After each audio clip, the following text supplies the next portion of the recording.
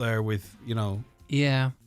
But I think it's the overall round package as well. He's got a good personality and stuff. He's a nice guy, genuine nice guy. The eclipse is a funny old thing. Like, what did you do? I'll tell me what you did. I went outside and had a look. What time? The thing that interested me about the eclipse, right? A is how still it got.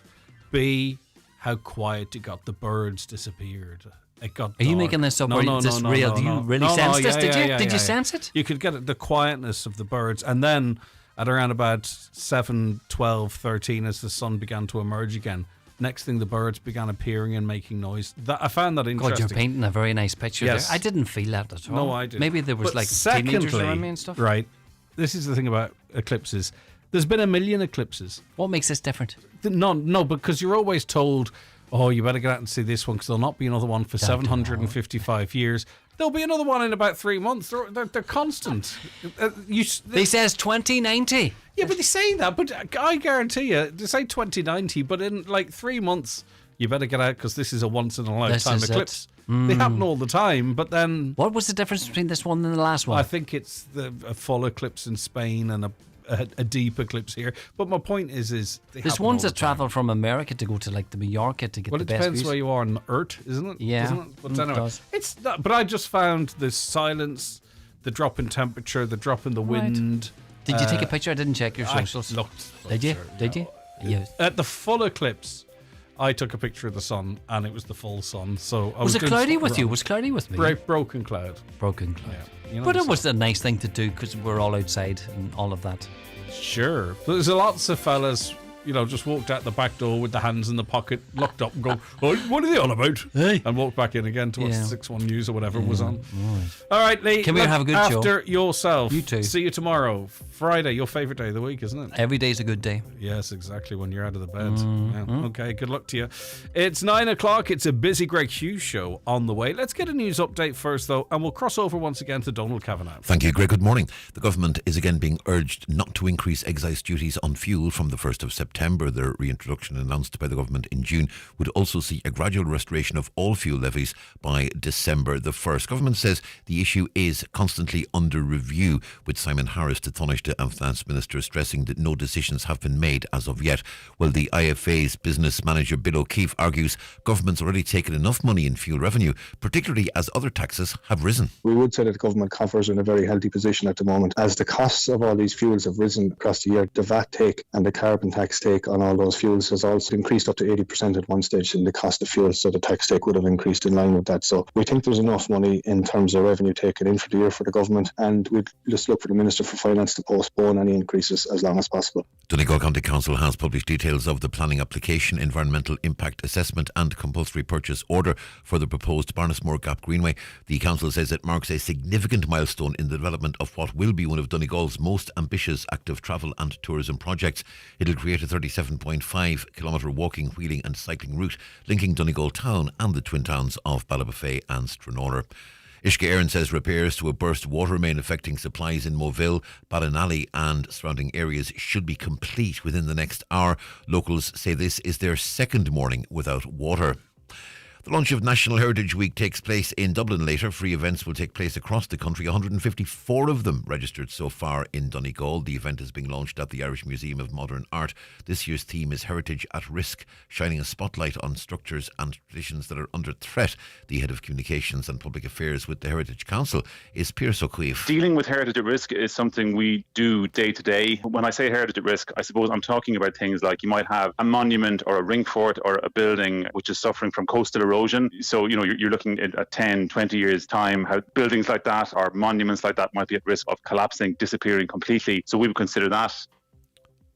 And in the UK, Reform UK leader Nigel Farage is facing off against Count Binface, 3 candidates from the monster-raving Looney Party, and around 16 others in a by-election. Voters in Clacton are heading to the polls today to elect their new MP after Farage resigned amid controversy over a €5 million payment he accepted from a friend. None of the UK's main political parties are running candidates in the election.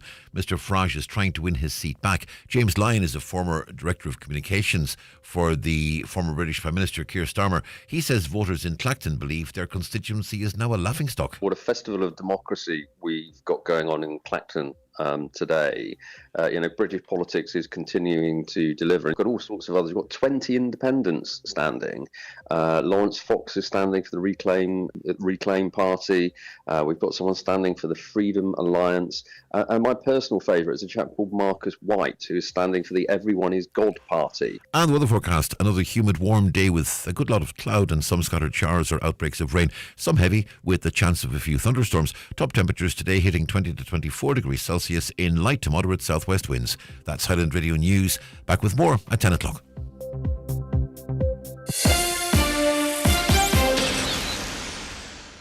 With SuperValue's Real Rewards prices, you can now get weekly savings on thousands of products when you scan at the till, like fresh Irish round steak mince, €3. Selected Yoplait Petit Filou 6-pack, €1 each. Plus Weetabix 48-pack, better than half price, now €3.50. New Real Rewards prices from SuperValue. Yes, you scan.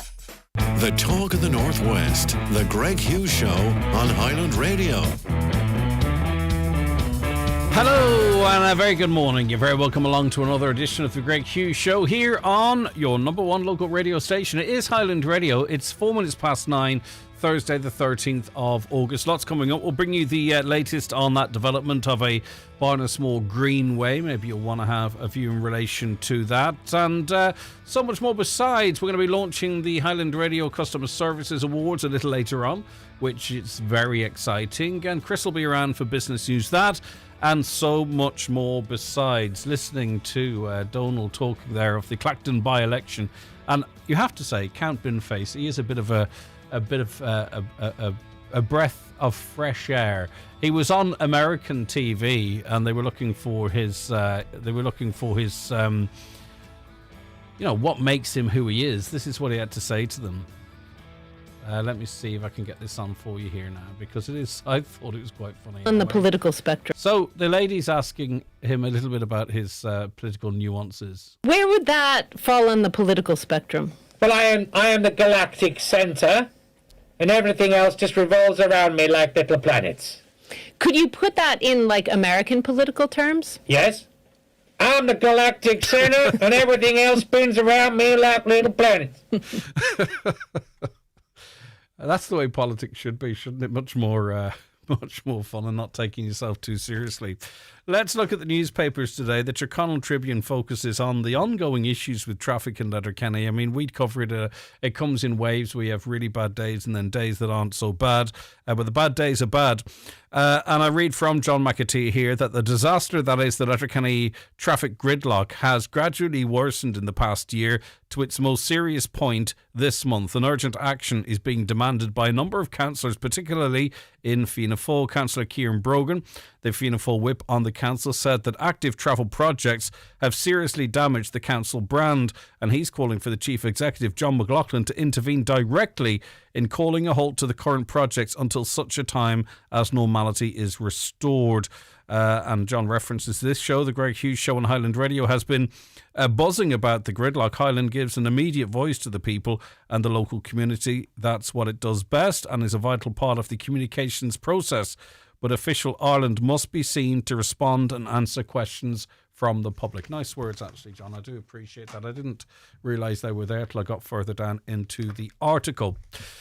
So Donegal County Council has announced the publication of the Planning Application Environmental Impact Assessment Report and compulsory purchase order for the proposed Barnesmore Gap Greenway. And I'm taking this from the Donegal News. The council say the publication of the application marks a significant milestone in the development of one of Donegal's most ambitious active travel and tourism projects. I want to go through that on the old train line, but you know what? If it's going to be a greenway, it'll be a greenway. Omelettes and eggs, you know yourself. We'll find out from the council what exactly is proposed, what impact it might have, the compulsory purchase order process, and so on and so forth. So if you have any interest in that at all, you'll want to stay tuned. The Derry News this morning: bonfire materials removed from Bogside site. Bonfire materials have been removed from a site in Derry.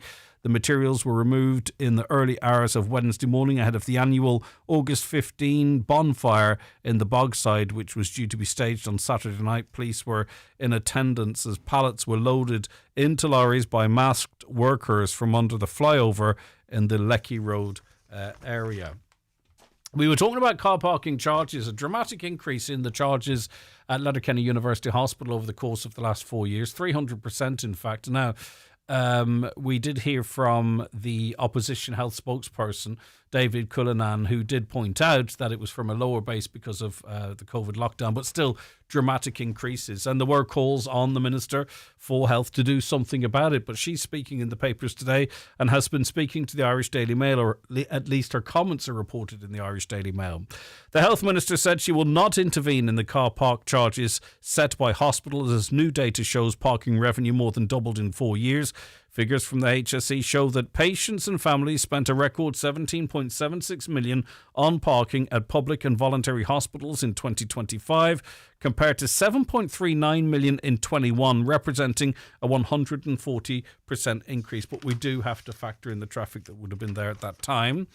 The coalition has now been accused of repeatedly breaking promises to minimise the cost of parking at public hospitals after commitments to address the issue in the past two programmes for government. And Minister Jennifer Carroll McNeill recently told the Dáil's Public Accounts Committee she would not interfere or intervene in the issue of parking despite those commitments. So where are we? I'll just remind you, in case you weren't listening yesterday, Letterkenny University Hospital, €3 up to 4 hours, €6 for 24 hours, €15 weekly. But the revenue there has gone up dramatically. I'll be honest with you, we had lots of reactions to lots of topics yesterday. The car parking charges at Letterkenny University Hospital didn't generate dozens and dozens of text messages, so maybe there's a level of contentment out there. I'm reading this next story in relation to the jobs market. You know, there's full employment in this country statistically, right? There's a lot of long-term unemployed people, but as a percentage of the overall total, it is really quite small.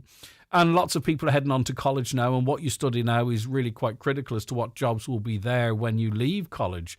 And tech roles, and I think this is with the advancement in AI, tech roles, the number of jobs is contracting quite significantly here in Ireland, to the point where 35,000 tech roles have been lost in the past year. And I never realised it was that much. And I suppose you do hear the announcements, but 35,000 jobs gone in the tech industry in the past year. But steady employment figures have masked the loss of 35,000 high-tech jobs over the past year, with warnings that workers losing what have been some of the best paid roles in the economy are becoming harder to absorb elsewhere. This is in the Independent, by the way. Around 71,000 jobs were lost across services in the year to the first quarter of 2026, according to analysis from the Employment and Recruitment Federation. High-tech services accounted for half of that figure, shedding 35,000 roles, while 36,000 were lost in labour-intensive services. But the jobs are being replaced, and I wonder how many of those high-tech role jobs, the reason we're not seeing it impacting on the figures is that maybe those are people that are quite transient in where they work and came to Ireland specifically for some of those roles, and I'd be very interested to find out what percentage of those return to a home country or move to another country for a similar type job. I'm not saying we don't hire Irish in those roles specifically, but I do think a lot of there's inward workers on work permits that might work in there. We were due to speak to this guy, but he actually had to go in and to get surgery. It's a very rare story, but shark bites and death by sharks, even if one happens in Australia, it becomes news over here. There's a level of focus on those injuries and those deaths, you know, far beyond. You could have a massacre somewhere and 25 people could be slaughtered in an African country or something, and you wouldn't hear anything about it, which is crazy. But you get one person who gets bit by a shark in Melbourne, although that's probably landlocked. I don't know the geography of Australia very well, or in Sydney, right? And it becomes headline news all over the world. So there is a hierarchy of lives lost and injury. And a lot of that comes down to person's interests as well. But this is closer to home because a 27-year-old man has been hospitalised after suffering a shark bite while on board a pleasure craft off the Waterford coast on Tuesday. Experienced angler Sebastian Akjim was fishing with 4 others about 6 kilometres from Ram Head, Ardmore, when a shark caught by Akjim sometime earlier lunged for him on the deck of the boat and bit his calf, causing significant injury. So it's a shark bite story, but it's a shark bite story on land. I thought, I'm not going to make it. I was trying to stay strong to not scare the other crew, Atchim said, speaking to the Irish Times yesterday from Cork's University Hospital. So it's a bit of a different angle on that story. But anyway, he was bitten by a shark. It just happened to be in the boat. And as I say, we were going to have a chat to him to see what that experience was like, but he had to go into surgery. The Farmers Journal this morning, farmers are spending north of €3 million a day supplementing livestock with fodder and feed as a result of the ongoing drought that has gripped the country. Seeing images of animals in sheds, you know, a winter scene effectively, and the fact that this is happening at the start of August is bizarre, isn't it? Grass growth has come to a standstill, forcing farmers in the east and south into full-blown winter feeding mode. The cost to farmers varies depending on the level of feeding required, but it's reaching up to $3.50 a dairy cow a day. It's quite interesting, cows. Cows would not exist if we didn't eat them. 95% of the cow population would actually naturally die out, I'm told, would actually naturally die out if we didn't farm them because of the way we've bred them. You know, dairy cows would produce more milk than the calves would need, and that would cause infection and all that type of stuff, and eventually they would die out really quite quickly.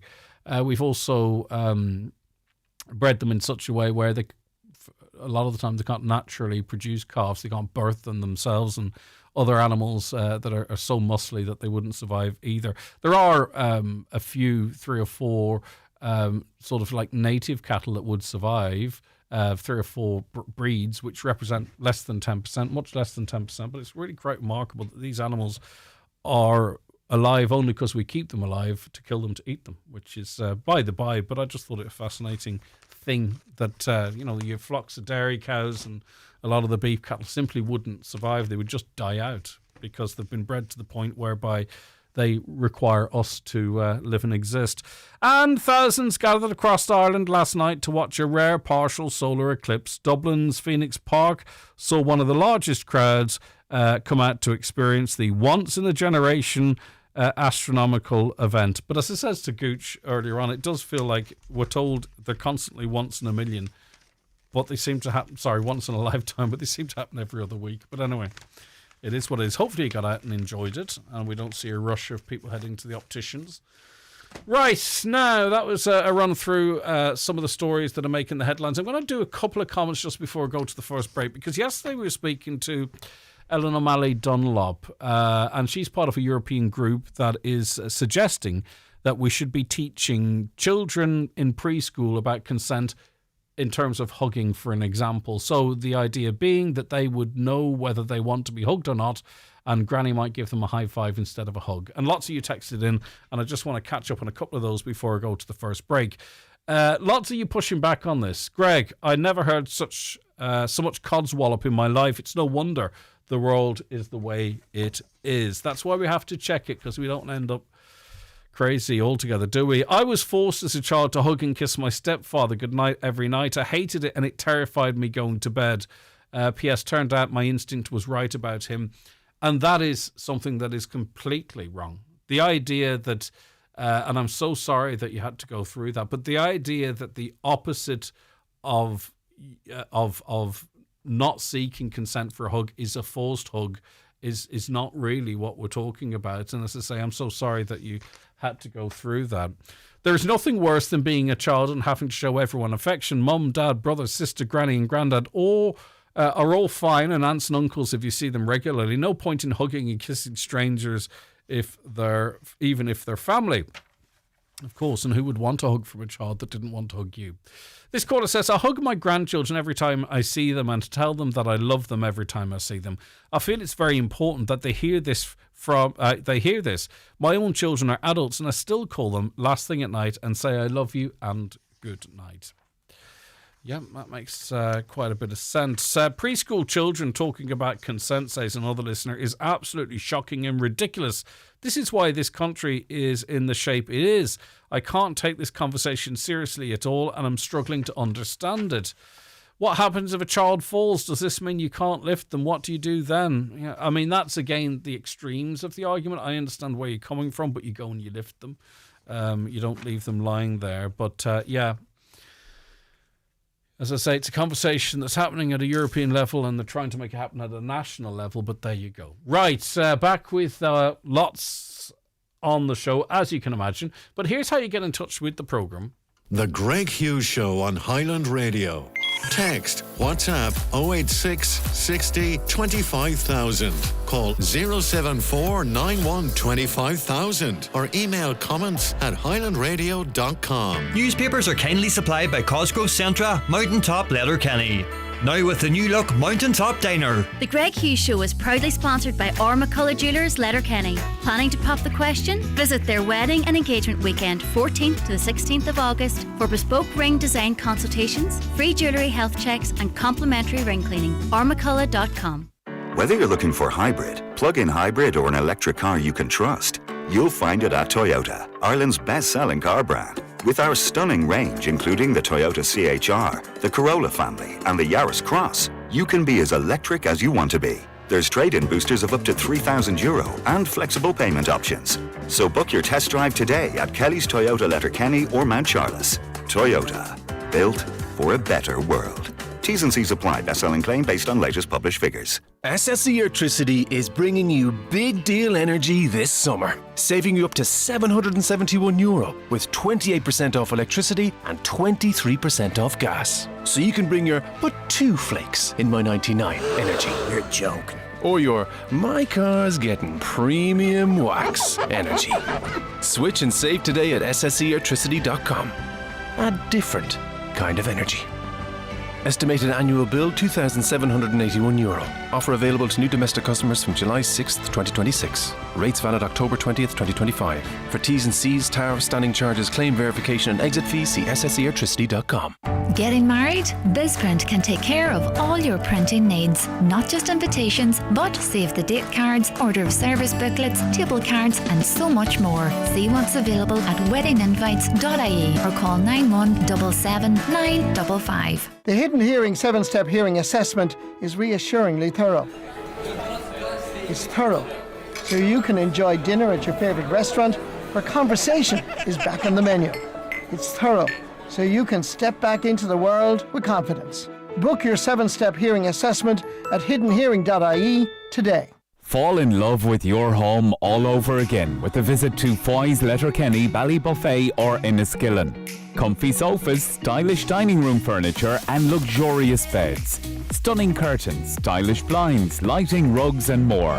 Foy's also have the Northwest's largest selection of paint and wallpaper, and if you need inspiration, their interior design team is on hand to help.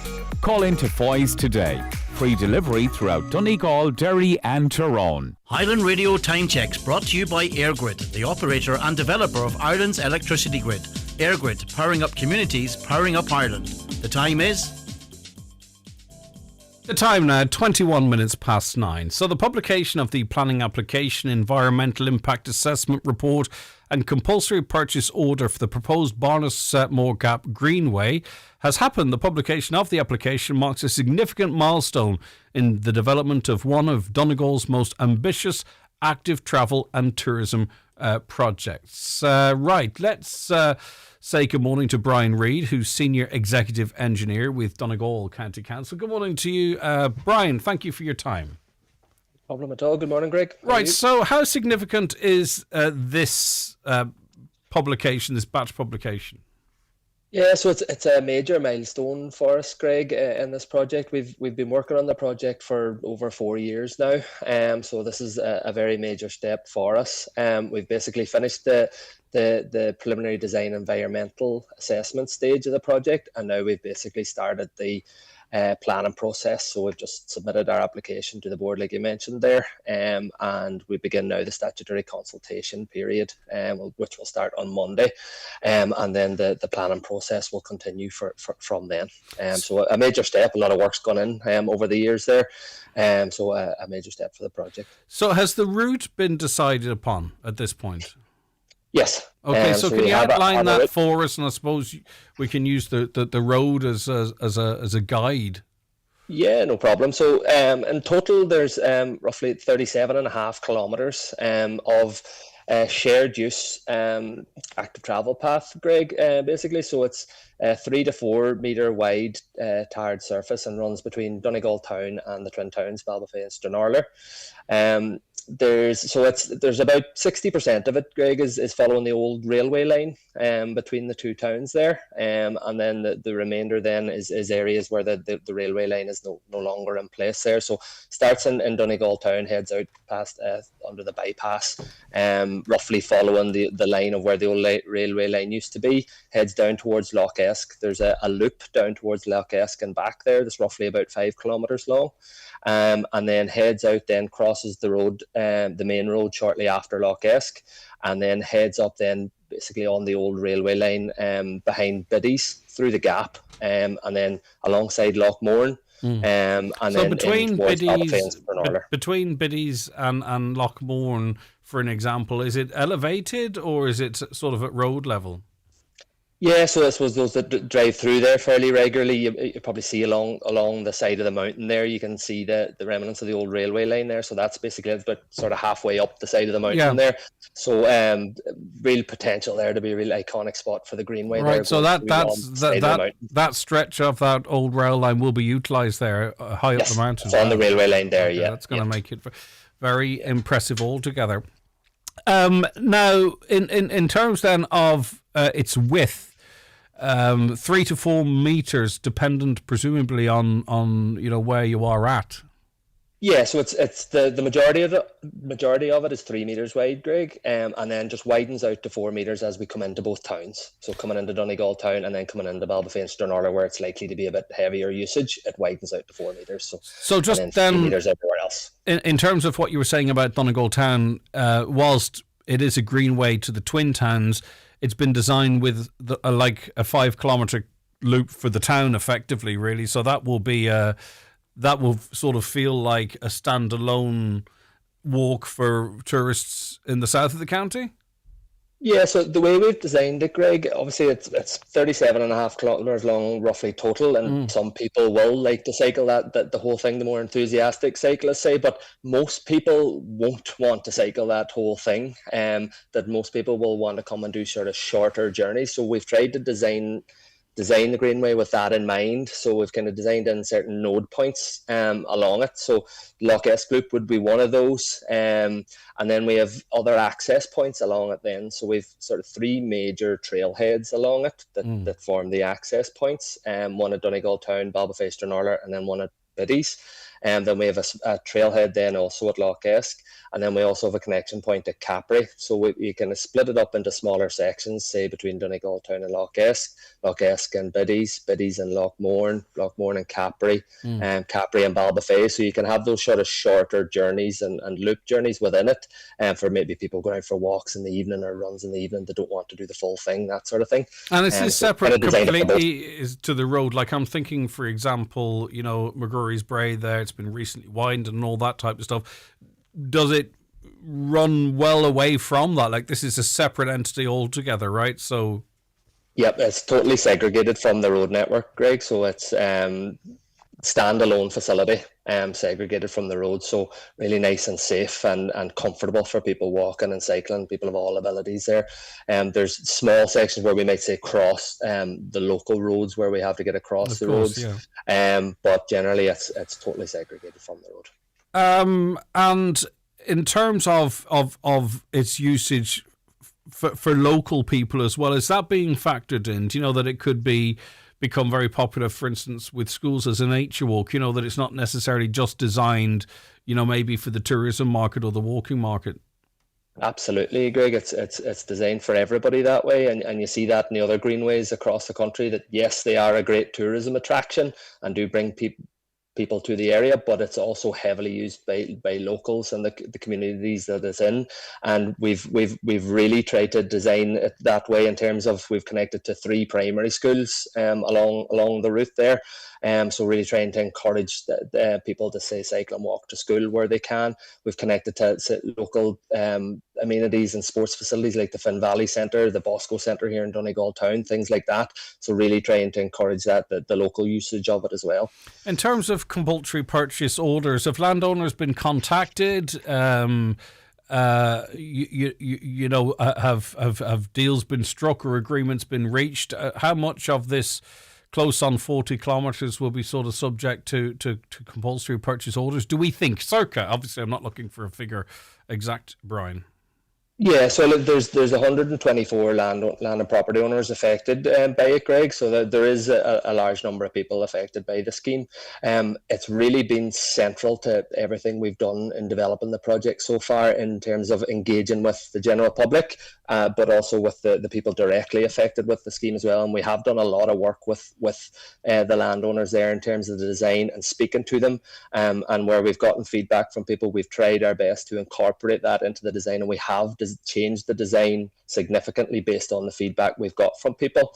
In terms of purchasing the land, there's a code of practice there for greenways in terms of developing greenway projects and purchasing land, and in that it encourages us to purchase the land through voluntary acquisition, and that is what we're doing. That our preference is to buy all the land voluntarily. And we have been engaging with the landowners on that over the last 6 to 9 months.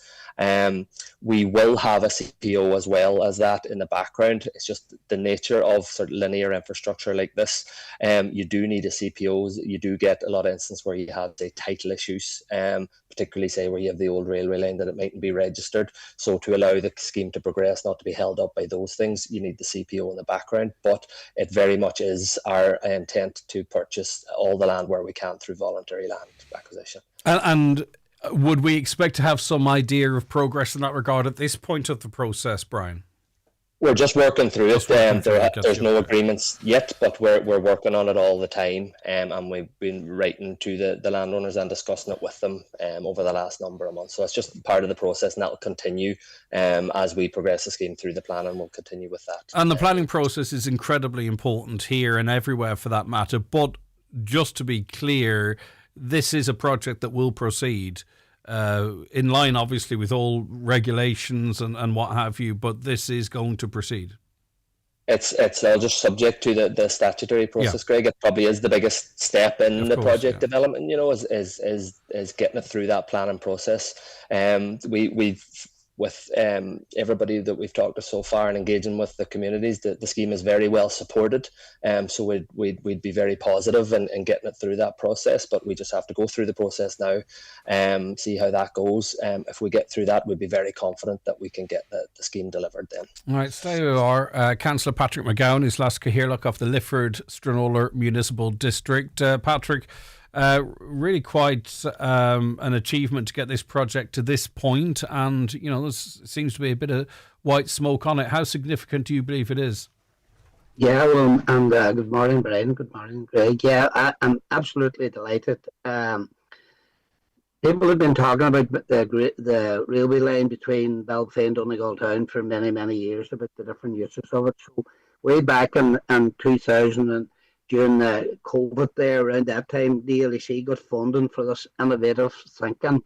It's kind of a scheme where groups come together, and the one that came up then for this area was Heartland to the coast. So basically here in Ballybofey, we have a group called Basic. So we contacted people there, Sinead McGowan, people in Donegal Town, to form a group as well, and we come together. Anyway, long story short, we didn't have a plan. It was connecting a corridor, a recreational corridor. So out of that, we had a public consultation within the Diamond in Donegal Town twice, I think it was, during the summer, and the same in Ballybofey. But I would say 80-90% of the respondents did say, talked about a greenway, a walkway, basically the old railway line, to use that. Now, there was other ideas So from that, we have been using that information and that survey and that work that we done. We spent about 2 years during COVID every Tuesday night for about 2 hours on the computer going through this. As I say, there's no set idea, but this what jumped out. And as I say, look, people have been suggesting us come back for centuries, but we have then started to lobby the council and everybody else. And look, today where we are now with Brian and his team, we're absolutely delighted because we have always said this actually connects the centre of Donegal to the Wild Atlantic Way. We're not connected, we don't get a lot of the benefits. So we see this from a tourism, recreational, from a lot of ways. And Brian's outlined all the different centres like the Roadhouse Bar, but as a Barnes, the massive trailheads that's going to be built here between the swimming pool and the base there in Stranraer. Massive trailhead with changing places, cycle, parking, all of that, and the same then and Laisk and the same then Donegal Town. So we see this a major boost for this area. What about those who, would have still had or have aspirations of a rail link, between, Letterkenny through the Twin Towns down to Sligo, via Donegal Town, etc., that once this old rail line, that being said, I think the answer to this, I think if we ever construct a rail line, it's never going halfway up the mountain again. But anyway, just to answer those people with those concerns, is this the death knell for any ambitions for a rail link? I would say definitely not. Sorry, Brian, did you want to commit? Sorry, Patrick, but just from the planning perspective. Sorry, so the short answer to that, Greg, would be 100% the Greenway would not stop any rail infrastructure being developed between Donegal Town and Ballybofey. You made the point there that the old railway line, it's a narrow gauge rail line and it's not suitable for, if a rail line were ever to go on to run, it's probably going to be between the mountain and the road in that space, left to right as you head towards Donegal Town. I would imagine for a rail line to happen, it would have to go through a very robust options assessment process and stuff, which would look at all that. But if you look at the railway line itself there, it's just not suitable in terms of modern rail with the structures that are there, the width of it, like you say, it's on a what is mountain. Up on and that elsewhere, height? the railway line is gone. Have you been up on the old railway line, Brian, up there? Yeah. We've walked the full thing. Is everything lifted? Like, what is the surface up there? This is actually nothing to do with what we're talking about. It's my curiosity, because I have considered it a number of times, but never quite got out of the car. What is currently up there? Was everything lifted? The sleepers, the track, everything? Yeah, pretty much any of the track materials and things like that is lifted, and what's left is sort of the embankment itself. And it's a lot of it is in really good shape where it's still there. Some of it is removed, say between Biddies and Donegal Town. A lot of it's cut off by the road and things like that. But from Biddies to Ballybofey, it is still in very good shape. And there's a lot of old stone masonry arch structures there that they're perfect for, say, a greenway for a cycle track. They'll be suitable for anything else, but they're beautiful structures and still in really good shape from that point of view. I think as well, yeah. When we done our consultation, as I say, over 2 years during COVID, we had two consultations on the Diamond Donegal Town, and that. Yes, some people did say, why not bring back the rail? But like something like 80% came back and said, look, 85%, I can't remember now, it was very high, did say a greenway. Yeah, but the question was very purposeful. I think we have to have an honest conversation that a modern train was never going to go halfway up that mountain again into the future. So this has to be utilised one way or another. In terms of progress, Patrick, nothing to start before 2028, it's suspected, but there's a train in motion, no pun intended. And, I think most people, if they started seeing some work 28, 29, would think this is a project moving quite quickly. If, there is a process to be gone through. Absolutely, and I think this is one of the most exciting greenway projects within the country, and definitely in the county.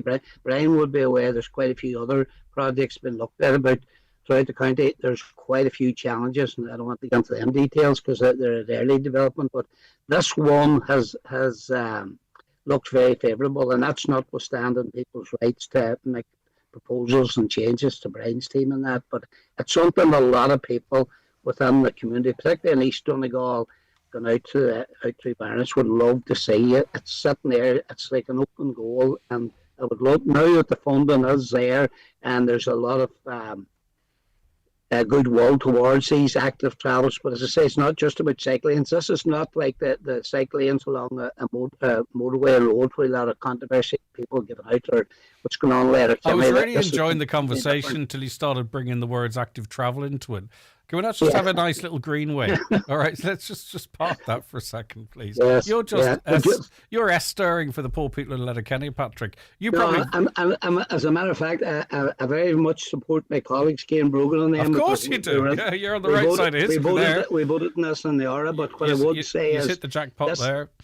Yeah, well, this is completely different type of a project. It's way off roads, complete. It's all local and tourism and recreational. It's fun. Okay, Brian. Just finally, say for instance, there's a disputed title, or I believe I have some say in a bit of land up there or whatever. Is it up to me to prove ownership? Because obviously, then there's going to be some money involved, right, or potentially opposition involved. Is it up to landowners to get that paperwork in order? Yeah, so it's up to the landowners to prove title for the acquisition of the land there. Obviously, we're there to help and advise in any way we can and help people through that process. But there is a process there to do that. All right, okay. Yeah, it's. I think, and listen. At this point, I'm not directly affected, so it all feels good news to me. But as I say, the nature of these things, I'll get more of an understanding as calls and stuff comes in. But I suspect that this is going to be one of the best greenways, certainly in parts in the country. Yeah, I would agree with that, Greg. And like in terms of as we've developed these projects, we've gone out to a lot of the other greenways around the country, the likes of Limerick and the Waterford Greenway, and they're all fantastic facilities. But we see this greenway in particular as potential to be as good, if not better, than a lot of those. And one of the big things it has going for it is just the natural landscape and the amount of different types of landscapes across the length of it. So like you could be going along the greenway here and you're say going through a forest one minute, then you're alongside the lake the next minute, and on the side of a mountain, and that's one of the huge pluses and benefits of it. I don't know who's responsible for this side of it, but I really hope that it's linked to the rail. We maximize, if you know what I mean, that this is about the history of the rail line and that being the theme of it, because it's we're potentially able to follow the tracks of our ancestors, and there's a great history actually in Barnesmore Gap, and part of that design thinking concept that we were doing, like there's suggestions that time of zip lines across the gap. There was no perceived idea at the time. Everything was on the table, but one thing came out was to see the diversity, the wildlife, fauna, and as well see the history where the highwaymen used to stop people going from one end of the country to another. The amount of history and stuff is there, so hopefully all of that can be all developed, and the place like the Roadhouse, because that's what people coming. That's what people coming want. They want to feel the culture and the history and what have you. All right, okay. Let's see what the listeners think. Councillor Patrick McGowan, thank you. I know you've put a lot of work into this as well as a local rep, as many have. But thank you for your time. And Brian, listen, thank you for coming on and explaining it all to us. Is there anything you need to tell us about dates or anything, just to wrap up sort of more the business side of things? Yes, I suppose just to make people aware that the notices for the scheme are published in the papers today, and the statutory consultation period now starts on Monday and runs for 6 weeks. So that finishes on the 30th of September. So any submissions in terms of the scheme are sent to and Commission Planola, and they'll then assess all of those and proceed from there. So anybody that wishes to make a submission on the scheme to do so in that period to the Commission. And I was also encouraged, like anybody that has any comments to make on the scheme, to do so, and particularly if anybody's supportive of the scheme, to make a positive submission as well. This is the time. This is the time as the project is formed and starts to take shape. All views incredibly important. Quite right. Thank you very much indeed. Look after yourself. That's Brian there. Brian Reid, who's Senior Executive Engineer with Donegal County Council, and before him, Councillor Patrick McGowan. What do you think? As I say, I'm conscious that this might be a disaster for some people. I don't know. And I'm looking at this with rose-tinted glasses, because the idea of being able to walk or cycle where the trains used to run, for me, it feels very romantic and exciting.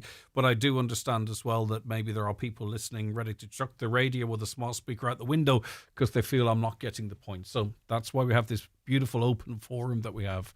08660 25,000. The Greg Hughes Show, sponsored by Ormacolla Jewelers, Main Street, Letterkenny. Discover your perfect engagement or wedding ring at their wedding and engagement weekend, 14th, 15th and 16th of August. Appointments recommended. Find out more at ormacolla.com. Porrick McGinty here from Apex Hearing in Letterkenny. With 30 years experience, there's not many hearing issues I haven't come across. I've also seen advances in digital hearing aids, getting results that we could only dream about 30 years ago. So if you're having any hearing difficulties, call in for a hearing test or earwax removal to Apex Hearing on the Neil T. Blaney Road, Letterkenny. Phone 9120822 for an appointment, or for more information, see apexhearing.ie. Outsurance could help you save in your car insurance, like Toulouse from Kildare. It's true. I saved €276 on my Renault Capture when I made the switch. That's great. So great that I now insure my lovely home with Outsurance too. Home insurance too. Happy days. For a competitive car insurance quote, call 1-800-600-400 or visit outsurance.ie. Real people, unreal savings. Outsurance. You always get something out. Based on a like-for-like policy comparison in November 2025 for a 32-year-old who received a gratuity for their participation. Acceptance criteria, terms and conditions apply. Outsurance DAC trading as Outsurance is regulated by the Central Bank of Ireland. From the first time they lose a baby tooth. Look, Dad. To the countless times they forget to mention their ingredients for home ec tomorrow. Kids grow up fast. Luckily, at Tesco, we have back-to-school gear that grows with them, including trousers and skirts with adjustable hems and waists, so you can focus less on the cost and more on all this. Tesco. Every little helps. Available in the majority of larger stores. Great news for furniture buyers. The Cooney's Home Interiors closing down sale has been continued. With so much stock still available, they've made further reductions on the remaining stock for immediate clearance. The closing down sale at Cooney's Letterkenny Retail Park. Don't miss out. Drought costing farmers millions. For more in your Irish Farmers Journal, here's our editor, Adam Woods. We examine how much the drought is costing farmers in extra feed and fodder costs, essential advice to manage feed supplies on your farm, Kenila suppliers in line for top-up payment, full results, news and photos from the Tullamore Show, plus don't miss your chance to win an Opel Grandland SUV worth €44,000. Get the Irish Farmers Journal today, in stores or subscribe online. You cannot afford to miss it. The Greg Hughes Show with Ormacolla Jewelers, Main Street, Letterkenny. Don't miss their wedding and engagement weekend on the 14th, 15th and 16th of August, with free bespoke ring consultations, jewellery health checks and complimentary ring cleaning. Visit ormacolla.com. Need somebody to love. Better sleep starts at Dreams Crescent Link Retail Park, Derry. Try our exclusive Sleep Match technology and get €100 off when you spend over €850. Choose from hundreds of beds and mattresses with advice from our sleep experts. Visit Dreams Crescent Link Retail Park today. Are you worried about trees on your property?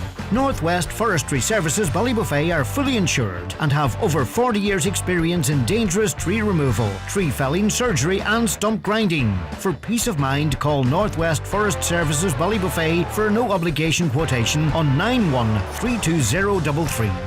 Men, if you have a wedding or prom this summer or just need to update your wardrobe, check out the savings in the big sale at Watson Menswear, with selected suits and blazers half price. In a great suits deal, you can get a 3-piece suit, shirt, tie and shoes, all for just €299.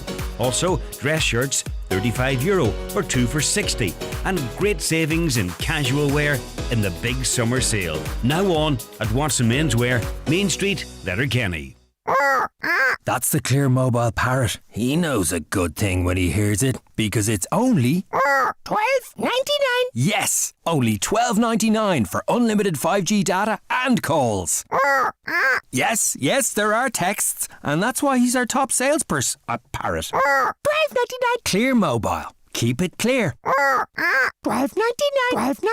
Activation fee €12.99. 23 gigabytes UK and EU roaming data. For terms, see clearmobile.ie. Country Sundays at the Clanry Hotel, Letterkenny.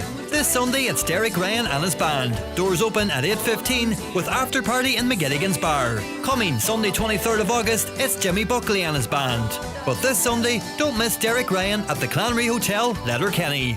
Highland Radio weather updates with McElhenney's. Get back to school sorted with our collection of school uniforms, shoes and accessories. Visit our kids department in-store or discover our back to school shop online at mcelhenneys.com. So today will be another humid, warm day with a good lot of cloud and with scattered showers or outbreaks of rain, some heavy and with the chance of a few thunderstorms. Highest temperatures will range 20 to 24 degrees. I'm joined on the programme now by Nisa McGrattan, an English tutor. Good morning to you, Nisa.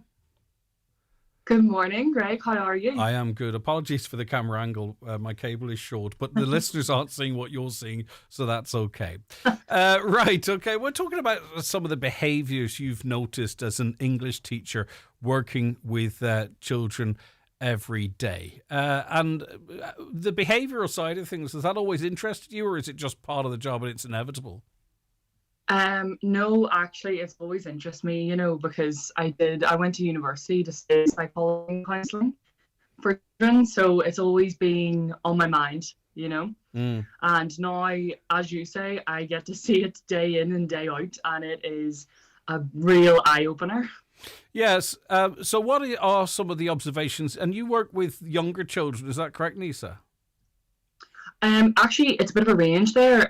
Because I'm a private home tutor for English, I work with kids as young as 6 all the way up to 16.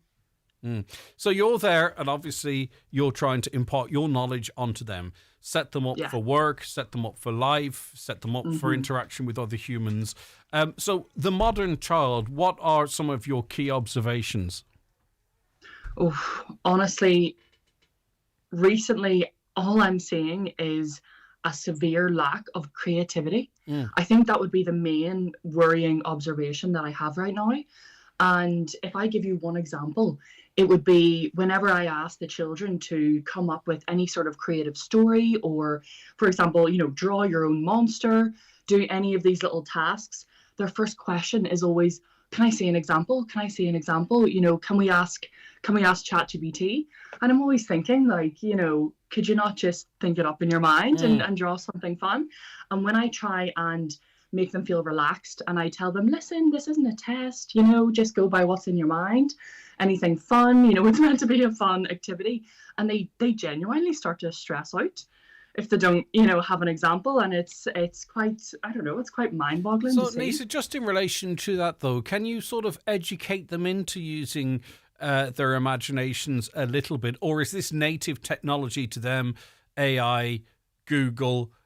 Is it fundamentally changing the wiring on their brain? I'm just curious as if, you see a huge change in their imagination over the course of a term, or can you not push back this tide? I do. You know what? Of course, I would say as a teacher, we all definitely try and push back and try and open their minds. But it's just quite worrying because some of them get very, very stressed out when they cannot use these tools, and then they shut down completely. Whereas, some children, when you push them, it's okay. We will get somewhere, but some of them are absolutely lost without the tools. And that is quite worrying. As much as we try and bring out the creativity in them, it's just a lot of them really do. They shut down and they panic when they don't have access to such tools, even for, as I say, fun activities. So, obviously that is problematic, and this is an influence of the modern world we live in. So then, say for instance, I think a lot of young girls and boys have a Temu basket or whatever, and they're ultra conscious of that, far more than I ever would have been. Does that come through in the classroom, that sort of consumerism, that knowledge of that side of the world? Oh, absolutely. I would say now the consumerism is wild, and especially for, adult. It's not even just toys. You see, it's products from, for example, Sephora, or even Stanley cups and things like this. It's the objects that older, maybe young adults, and above would want. It's the children are seeing these things, and it even comes out in the classroom. And they try and bring so many more objects into the classroom, and a lot of it actually is products. If I talk about younger girls for a moment here, it's just a lot of it's what we call skincare, and some of it's even anti-aging and has really strong acids and everything in it, and it's just really worrying. And just in general, I feel like they want much more because it's what they're seeing online, isn't it? What is what are they seeing then? Well, exactly, you're getting into it with influencers then. What about their self-awareness and appearance then? So if you've got 8-year-old girls, and we'll talk about boys and some of the trends, but if you've got 8-year-old girls who are looking for expensive skin care, Stanley cups, which are effectively an accessory at this point, really, aren't they? Yeah. So does that go beyond then sort of, in terms of how they look, how they present themselves? Are they over mature in that regard, do you think? Oh, absolutely. For me, I would go as far as to say, something, oh my goodness, it's so crazy to even think about right now, because they are just so obsessed with how they do appear. What about weight?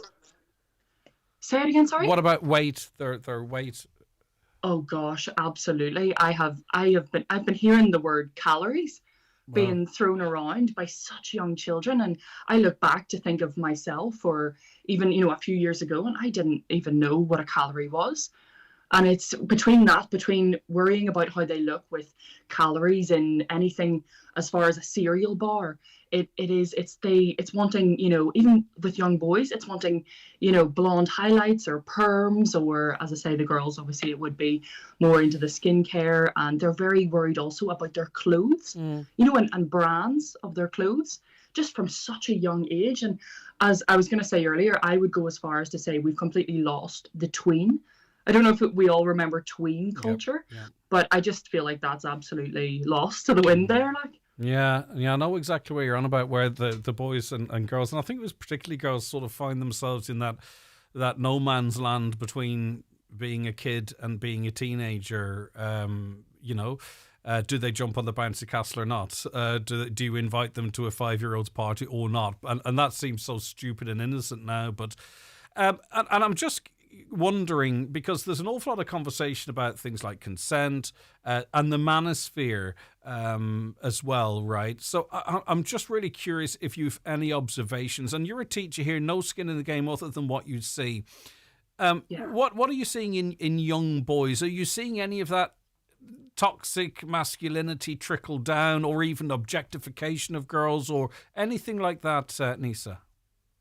Absolutely. It is a bit worrying to see, because you really do. It does trickle down, and day to day, it's aggression, I would say, towards.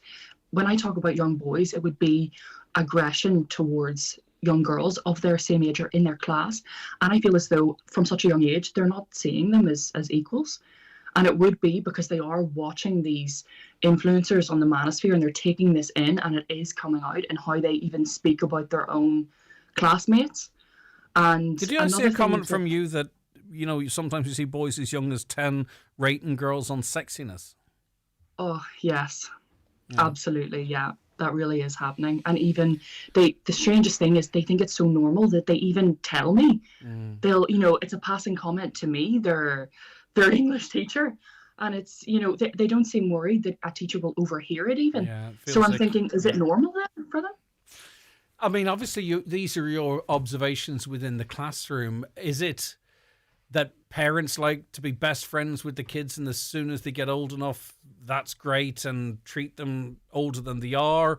Or is it unfettered access to all the influences we see on TikTok, particularly, where the algorithms continuously feed the young boys sexy girls in inverted commas, or women, and whereby the girls are fed, this is what you need to look like, I don't know what's going on, do you think? Yeah, you know what? I want to be really careful when I speak about parents here because, yes, maybe sometimes parents aren't monitoring what the younger people and the kids are on, looking at online. But I feel sorry for parents as well because sometimes when they really highly monitor, they don't allow them, access. And then the kids will just go into school and their friends just show them, their friends that maybe, have access to these things or older kids, older siblings. I honestly think parents are really fighting a losing battle. It's difficult. And I think you're right there, and that's correctly sympathetic because I think what happens is almost every kid in the class is as mature and as exposed as the most mature and exposed kid in the class.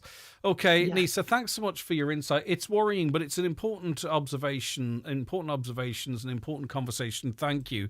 That is Nisa McGrattan there, an English tutor who's working in Spain teaching English, and that is some of what she sees in the classroom. And as I say, she's just speaking out because these are her genuine observations. The Greg Hughes Show is proudly sponsored by McCullough Jewelers, Letterkenny. Planning to pop the question? Visit their wedding and engagement weekend 14th to the 16th of August for bespoke ring design consultations, free jewellery health checks and complimentary ring cleaning. McCullough.com. McGowan Hearing, one of the longest established audiologists in the Northwest, now have weekly clinics in Letterkenny, Buncrana and Carndonagh. Book your free hearing aid consultation at one of these clinics or with audiologist Darren McGowan in your own home. Call 07191 00208 or visit mcgowanhearing.com. Summer Sessions Letterkenny presents UB40 featuring Ali Campbell on Saturday 22nd of August live at the Big Top Letterkenny. The original voice of UB40 and a full band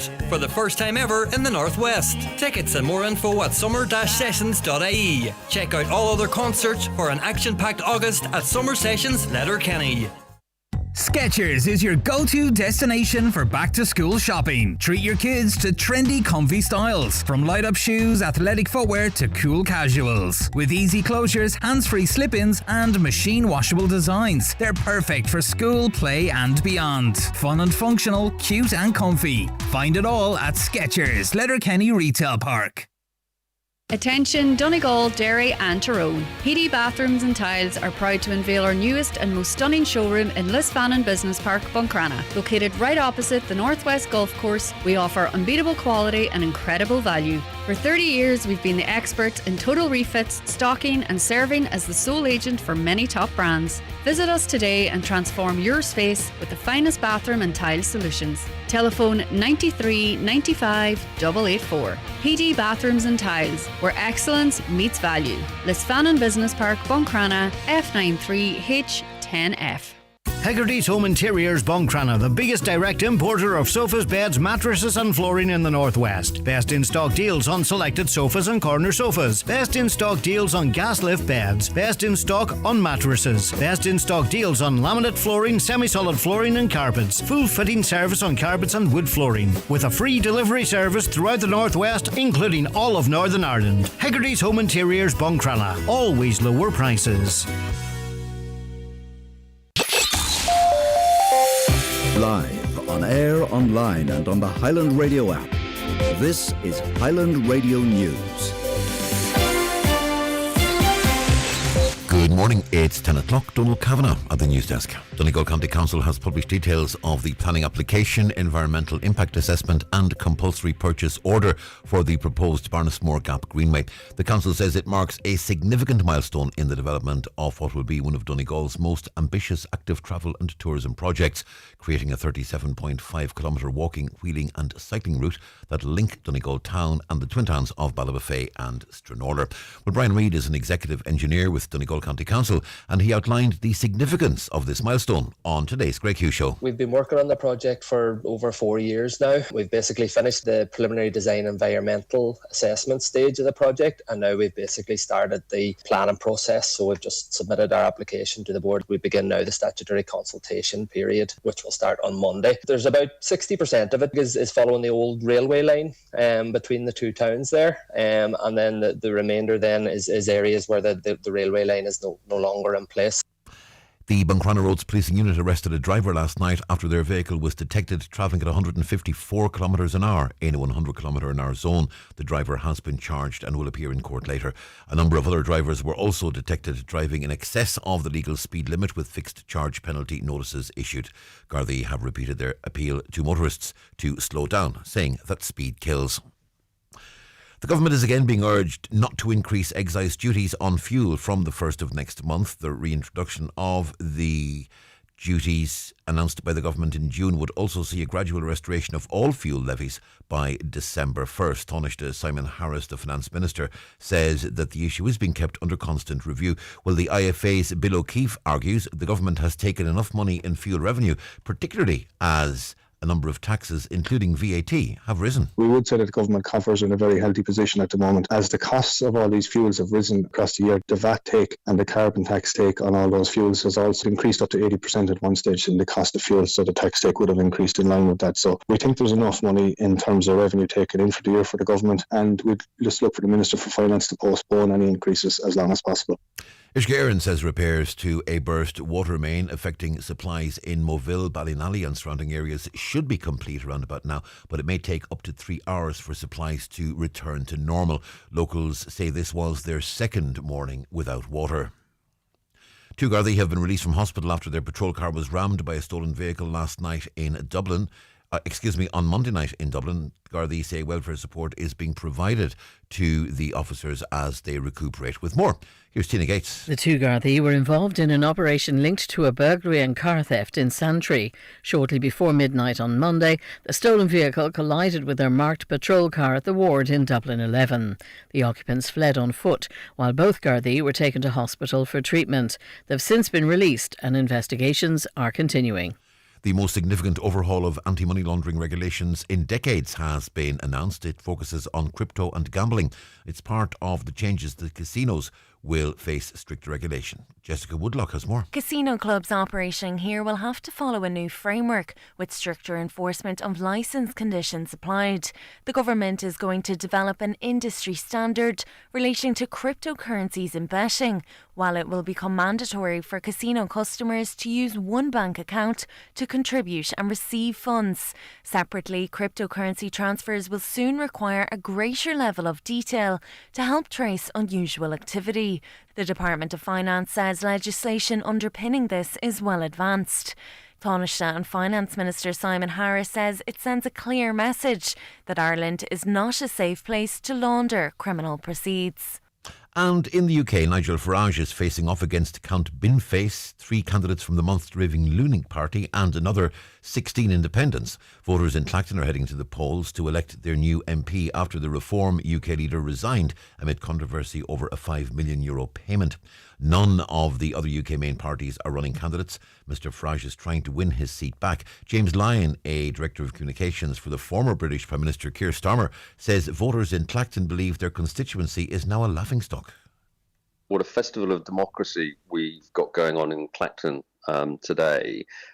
British politics is continuing to deliver. We've got all sorts of others. We've got 20 independents standing.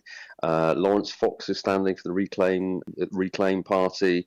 We've got someone standing for the Freedom Alliance. And my personal favourite is a chap called Marcus White, who is standing for the Everyone is God Party.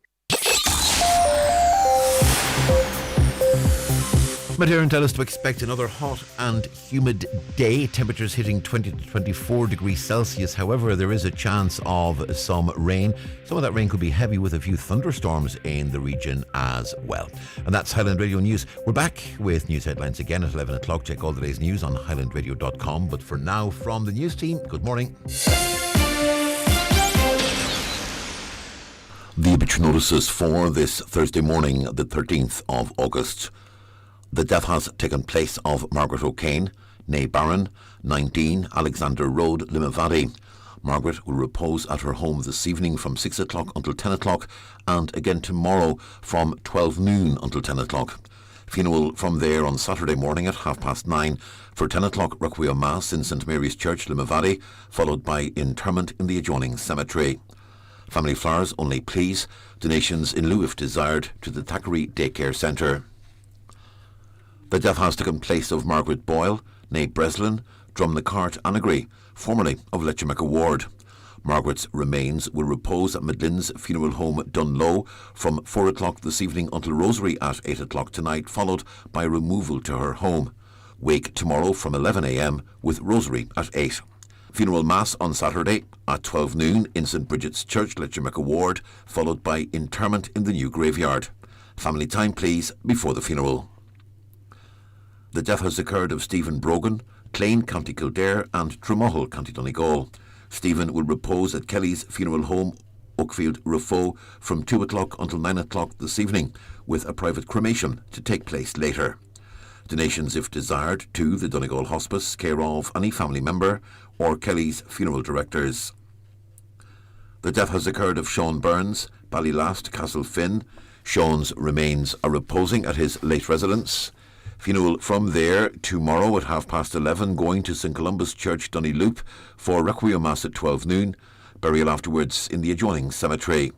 Family time, please, from 11 o'clock tonight and before the funeral tomorrow. The Requiem Mass can be viewed on the parish YouTube channel.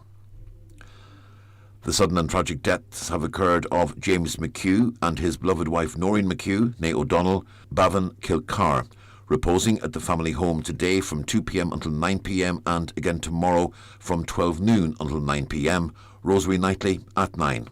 James and Noreen's funeral mass will take place in St Cartha's Church, Kilcar, on Saturday morning at 11, followed by burial in Townie Graveyard. Shuttle buses in operation to the wake house from the Blue Haven Hotel and from Letcher Cornmill. Everyone attending the wake is being asked to avail of the shuttle buses. James and Noreen's funeral mass can be viewed on mcn.live. And the death has occurred of Vera McLaughlin, Tubin burned foot. Removal from her home this morning at 10:15, going to St Murda's Church, Fawn, for 11 o'clock Requiem Mass, followed by interment in the adjoining graveyard. The Requiem Mass can be viewed on churchservices.tv. For family information and more details regarding wakes and funerals, please go to highlandradio.com.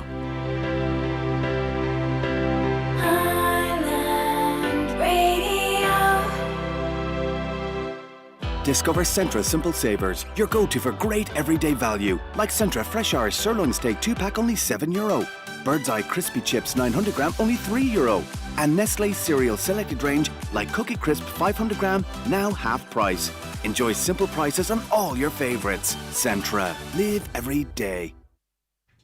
Now you're welcome into the second hour of the programme.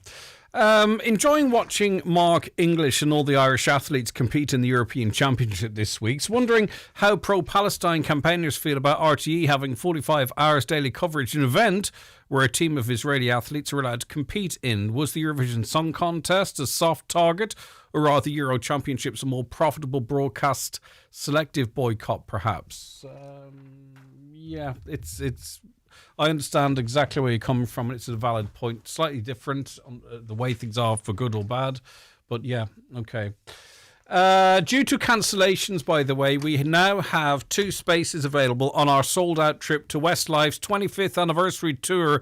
It's coming up, actually, next month, Friday the 18th of September. So the package includes coach transfers, an overnight stay at the 4-star City North Hotel, transfer to and from the gig at the 3 Arena, and standing tickets to the show, which means you'll have good vision lines for Westlife. It's €290 per person. So we just have 2 spaces left. So if that's something you fancy getting someone for a treat, get into us or get on to us now. 07491 25000. That trip is sold out. So it is literally just those 2 spots that are available. So factor in your ticket to the show, factor in your transport, factor in your hotel stay, and you'll see that it does represent good value for money in this day and age. So there you go.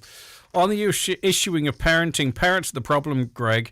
None of our children have or will have phones or tablets till they're at least 14.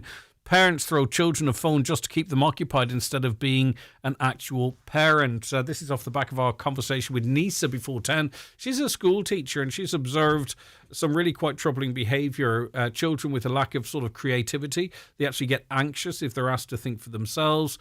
Girls 6, 7, 8 are very conscious of their skin and their weight and their appearance. And boys as young as 10, rating girls on sexiness and doing so right in front of the teacher. Children these days need technology. When children misbehave, they are given technology to shut them up. They shouldn't do this. That is not real life. Teachers should be taking children outside and showing them plants, flowers, etc. Children need nature. It's a scary world we live in. The mind is very absorbent of a young age, and teachers aren't there to raise our kids, though. They're there to educate them, aren't they? The internet can be highly influential, particularly for the young. They believe everything they see. That comes in from Mega Husky on YouTube. On the issue of that shark attack, well, it was a shark attack on the boat. He dragged the shark out of its natural habitat and got attacked on the boat. This caller says, if I was dragged from my natural habitat with a hook in my mouth, I'd be pretty cross.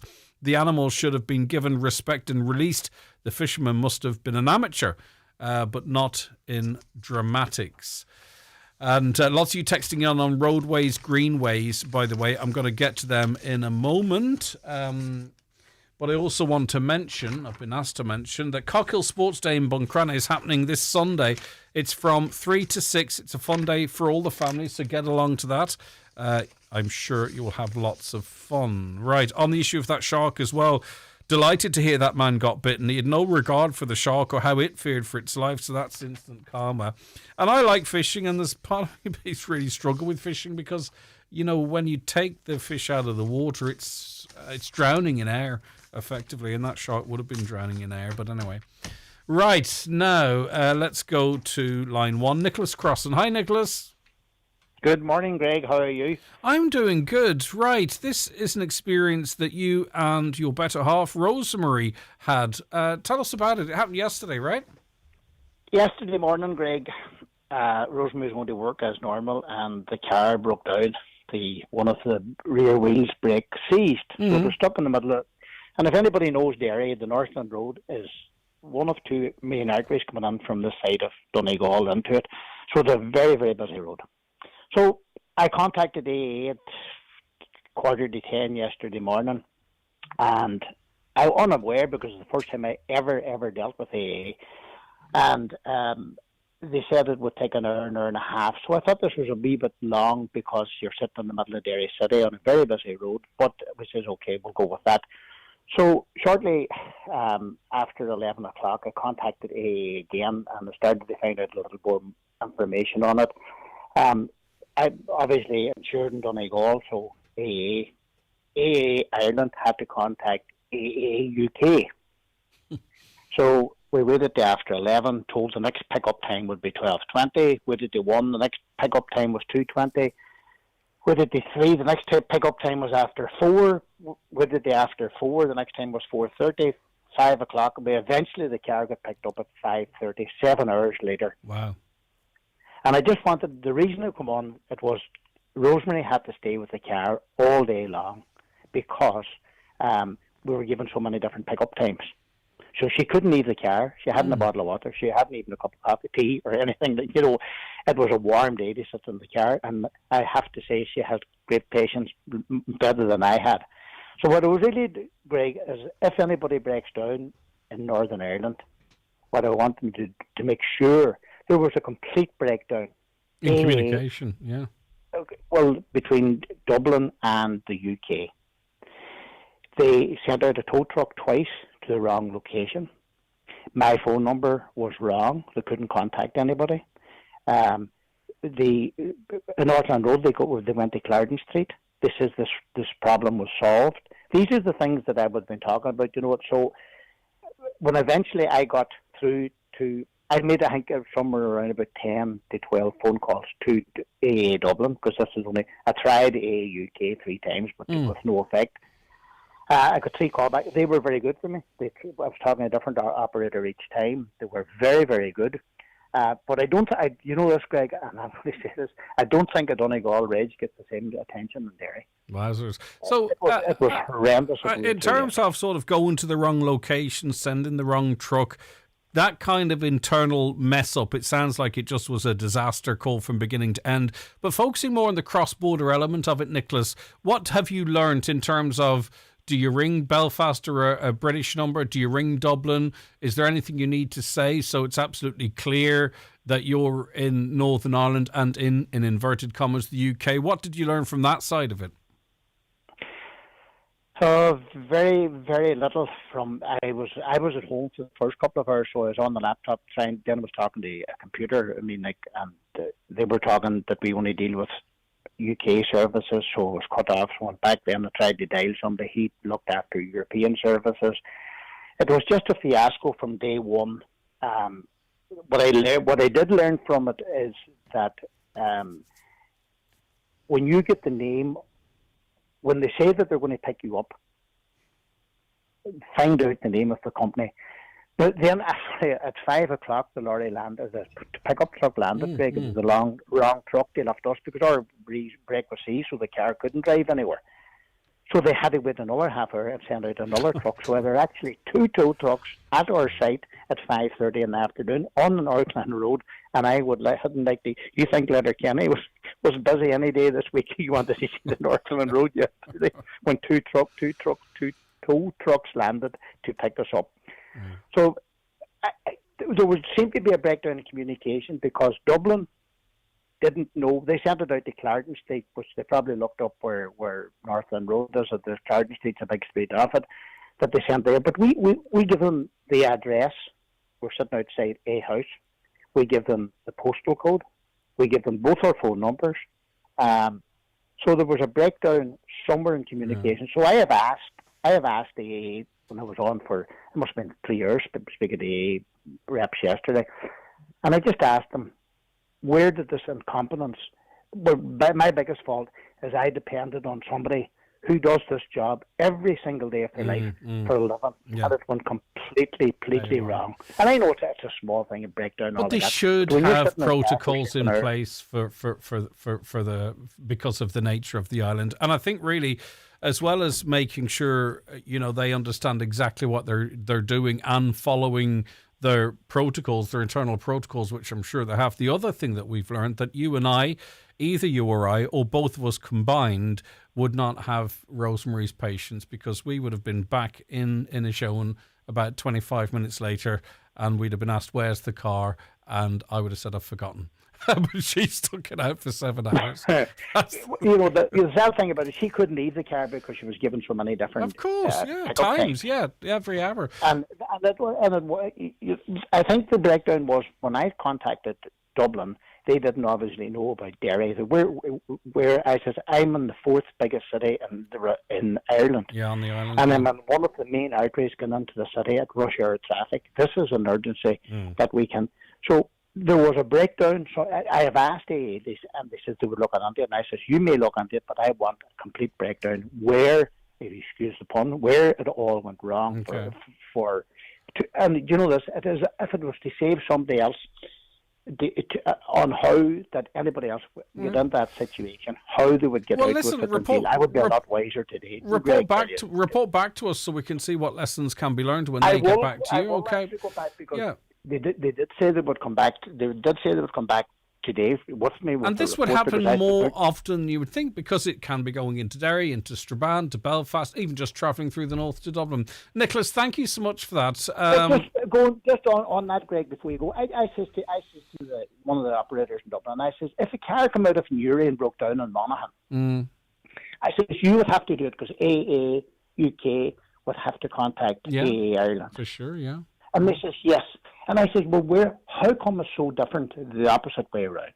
Now, when the two guys landed, when we had 2 trucks in, they were so professional. They got the job done as quick as possible, but I'm sure if they were stuck in traffic. I just wonder. I apologize if anybody got stuck on the Northland Road. I just wonder on their computers, is Derry listed as Derry? And you're saying you're in Derry and someone's looking for Derry. I did, against my better. You dropped the L-bomb. I did say after the 3rd or 4th, I added another town to the front of it just to make sure I was in the right town. All right, Nicholas, look after yourself. Thanks very much indeed. Glad it all got sorted in terms of getting the car picked up, but obviously it'll be interesting to see what AA have to say. It's time for Vision Ireland Bingo on Highland Radio. It's Thursday the 13th of August, Jackpot Day. You're playing for the jackpot prize of €18,800 on the pink sheet. The reference number is S4. It's game number 33. The jackpot number is 17. This number can come out in any position from the next 10 numbers drawn. And now, here are your daily numbers. 65, 9, 19, 26, 29, 22, 59, 43, 70, and finally 66. Phone your claim to 9104833 before midnight, leaving your name, contact number and the name of the shop where you purchased your book, and we'll call you back the next working day. Get all your Vision Ireland bingo information at highlandradio.com. Great news for furniture buyers. The Cooney's Home Interiors closing down sale has been continued. With so much stock still available, they've made further reductions on the remaining stock for immediate clearance. The closing down sale at Cooney's Letterkenny Retail Park. Don't miss out. Step inside your dream wedding at the Villa Rose Hotel and Spa in Ballybuffet on Monday, August 31st. Join us from 1 to 4 p.m. for our wedding showcase. Explore the beautifully styled Capri Suite, meet our expert wedding team and get inspired for your perfect day. Villa Rose Hotel and Spa, where your dream wedding begins. What if I told you that every €5 Tesco Club Card voucher could be turned into €15 worth of prepaid top-up or credit against your bill? Plus, you get even better value on handsets and plans with Club Card prices. Plus, you can keep racking up those Club Card points by earning every time you top up or pay your phone bill. Get the same super fast 5G coverage and reliability of a big network, but with the great value and service of Tesco. Tesco Mobile. Every little helps. T's and C's apply. 5G subject to network coverage, plan and handset. See tescomobile.ie. In Donegal, community means looking out for one another. When life brings important decisions or unexpected challenges, it's reassuring to have a local legal team by your side. At Gibson and Associates, we're proud to support people across Donegal with expert advice in medical negligence, personal injury, conveyancing and probate, working to achieve the best possible outcome for every client. Visit gibsonandassociates.ie or call our Letterkenny office today. Gibson and Associates, trusted legal advice. Proudly serving Donegal. The Greg Hughes Show, sponsored by McCullough Jewelers, Main Street, Letterkenny. Discover your perfect engagement or wedding ring at their wedding and engagement weekend, 14th, 15th and 16th of August. Appointments recommended. Find out more at ormccullough.com. Welcome back to the programme, and it's time now for a big launch here on the Greg Hughes Show. It's Highland Radio's Customer Service of Awards for 2026. We can cross now to the beautiful Mount Errigal Hotel and join the radio station's CEO, Sean Quinn. Sean, it's that time of the year again. Good morning to you. How exciting. Good morning, Greg. Yes, it's very exciting. I actually cannot believe that I'm standing here. It feels like it was only a couple of months ago that we were talking about the Customer Service Awards in 2025. But here we go.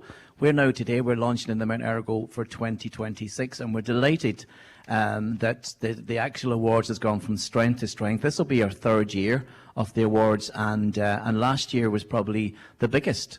We were oversubscribed. We could have probably sold another 300 people in the room on the evening. But the people that were there and were lucky to be there, I think there was about 550 in total, Greg. They had an absolute ball. It's a great night. It's full of energy, and it's great to see businesses that are recognised for what is customer service, because it's key. It's a key component to every business and the success that they have. And these awards are so special because it's your customers that nominate you. It's not your friends, it's your customers. They get the opportunity to nominate a business, and whoever is shortlisted and lucky to be in the room, they're all winners. And I always say that they are winners. Yeah, and that's no exaggeration or just a piecemeal line. That is the truth. And I think also through these awards, you're also going to see, customer service right across the region up its game, because there's a focus on it that wasn't there before. And it's a positive focus in recognising good customer service. Sean, before we chat to a guest that you have with you, you talked about how this is the people, this is the customers. And, unless I'd seen the figures for myself, you'd almost find it hard to believe. But in terms of nominations and votes throughout the whole process. The level of public interaction in this is really quite remarkable. We're talking tens of thousands of votes, and we're talking, multiple hundreds of thousands of interactions on the posts and all that type of stuff. So this is huge in terms of a business getting themselves out there, getting the message out there, marketing themselves, but also taking a pat on the back. Absolutely. And do you know, the key part here is being involved in this is great for every single brand, because you rightly said, the reach that we get on our social media, on our website alone, is into the hundreds and hundreds of thousands. But we introduced last year the voting, and that completely and utterly blew me away. So we normally would have about, I think it's between about 15 to 20,000 nominations. Now that's huge in its own, Greg. When we whittle that down to 3 or 4 in each category as shortlisted, we nearly had 90,000 votes last year. That's your customers that have voted for you. And I have a good feeling that we're going to hit the 100,000 this year, because people, they want to, I suppose businesses want to promote themselves, because being acknowledged as being shortlisted is a huge achievement. But people also want to get involved. So what I would say to everybody out there, if you see your favourite business out there, number one, let's nominate for them, not put a nomination in for them. It's very easy to do on highlandradio.com. And if they're lucky to be shortlisted, get out there and vote for them, because that's when it makes all the difference. And it also makes a brilliant night on the evening. We have with us Conall McClune, who is Community Welfare Officer in Donegal with AirGrid. And Conall, this is, as we've talked about, celebrating, encouraging, harnessing local businesses. An easy decision for AirGrid to come on board, and we're incredibly grateful, but it seems like a good match for the ethos of what you guys are doing too. It is, Greg. Last year we were involved with one of the categories, and it was such a successful night. Even as Sean says, the enthusiasm was fantastic. Then we got the opportunity this year to come in as the main sponsor, which we were very glad to do so, and very happy to be involved in the night. Like I say, it was really promoting all the small businesses. Everybody's so community based, and it was an excellent night, in fairness, Yeah, and no more than what we're trying to do here, celebrate and encourage business. That's part of what AirGrid's at as well. The recognition of the businesses, but the people behind them, hugely important. Very important to us, Greg. We're very much community based, and that would drive us on as small businesses, and seeing what their needs are as well for ourselves going forward, and even speaking to people in small businesses, and to the hub of the communities, Greg. And it's nice to give them a bit of support. Yeah, indeed. You said you were there last year, right? What are you looking forward to this year? Much the same as last year. It was really good fun. Just be honest, you're looking forward to finding that envelope under your chair and winning. Well, that wouldn't be bad either, now to tell you the truth. But no, it was a great night, in fairness. No, Greg, I couldn't do that, could I?